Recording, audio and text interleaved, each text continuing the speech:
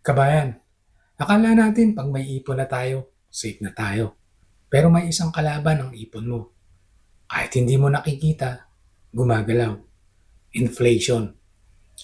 Simple lang ang inflation, kabayan. Tumataas ang presyo ng bilihin, pero ang pera mo hindi lumalaki. Halimbawa, kabayan, may naipon kang 500,000 pesos. Nakadeposito lang sa bangko. Hindi mo ginagalaw. After 1 year, tingin mo ba 500,000 pa rin yan? Sa papel, oo. Pero sa tunay na buhay, mas konti na ang kaya niyang bilhin. Kasi habang nakatago ang pera mo, tumataas ang presyo ng pagkain, renta, pamasahe, gamot. At hindi lang inflation, kabayan. May taxes pa, may fees. Kaya minsan, kahit hindi mo ginagalaw ang pera mo, unti-unti itong nawawala ang value. Kabayan, ito ang importante.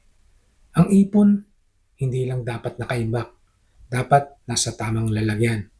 Emergency fund, oo, kailangan yan.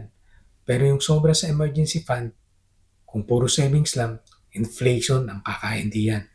Kaya kabayan, ang goal natin, hindi lang mag-ipon. Ang goal natin ay protektahan ng ipon. At paghandaan ang paglago nito sa tamang paraan. Muli, this is Money Talks TV. Kung gusto mong maging handa, simulan mo kahit maliit. Pero simulan mo ngayon, kabayan.